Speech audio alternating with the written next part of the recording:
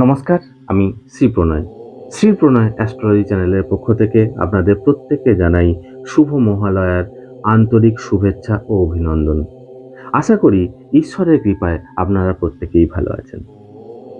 এবারের অমাবস্যা শুরু হচ্ছে 1 অক্টোবর অর্থাৎ মঙ্গলবার রাত 9টা 6 মিনিটে। চলবে 2রা অক্টোবর বুধবার 11টা 7 মিনিট পর্যন্ত, অর্থাৎ মঙ্গলবার রাত্রিবেলা অমাবস্যার নিশি পালন হবে। যারা গঙ্গা স্নান করবেন তাদের জন্য ভোর 6টা 19 মিনিট থেকে সকাল 7টা 6 মিনিট পর্যন্ত এবং দুপুর 1টা 24 মিনিট থেকে 3টে 6 মিনিট পর্যন্ত শুভ সময় বর্তমান। এখন অনেকেই আমাকে প্রশ্ন করছে যে মহালয়ার দিন আমাদের করণীয় কর্তব্য কি, মানে আমাদের অ্যাস্ট্রোলজি সংক্রান্ত করণীয় কর্তব্য অনেকেই জানতে চাইছেন। তো সেক্ষেত্রে আমি কতকগুলো বিষয় আপনাদেরকে বলবো, একটু শুনে রাখুন বা জেনে রাখুন বা চেষ্টা করবেন নিজের জীবনে অ্যাপ্লাই করার।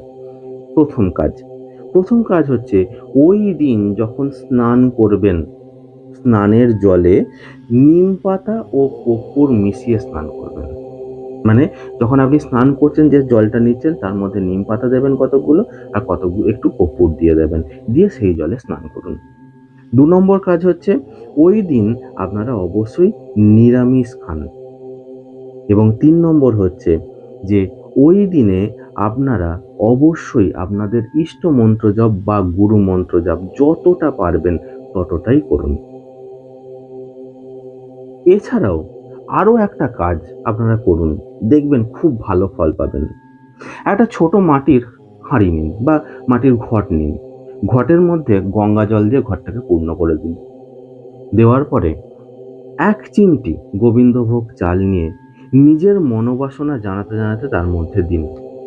সঙ্গে দেবেন 7টি তুলসী পাতা। এবারে যখন ওই গঙ্গা জলের মধ্যে গোবিন্দভোগ চালটা এবং তুলসী পাতাগুলো দেওয়া হয়ে গেল, একটা লাল কাপড়ে ভালো করে ওটাকে বেঁধে দিল। বেঁধে ওটাকে ঠাকুর ঘরে একটা সাইডে কোনো একটা, যেখানে কেউ দেখতে পাবে না এরকম কোনো একটা জায়গাতে বসিয়ে রাখুন। এরপরেই শুরু হচ্ছে মাতৃপক্ষ থেকে শুরু করে একদম টানা দশমী পর্যন্ত। এই কটা দিন ওই জলটাকে আপনারা প্রত্যেক দিন 2বার, সকালবেলা এবং সন্ধ্যেবেলা আপনার বাড়ির সমস্ত কোণে ছড়িয়ে দিন। দেখবেন বাড়ির যাবতীয় বাধা বিপত্তি কেটে যাবে। আমার এই ভিডিওটা আপনাদের যদি ভালো লাগে অবশ্যই লাইক, কমেন্ট এবং শেয়ার করবেন, এবং পরবর্তী ভিডিও আপডেটগুলো পাওয়ার জন্য আমার চ্যানেলটিকে অবশ্যই সাবস্ক্রাইব করবেন। নমস্কার।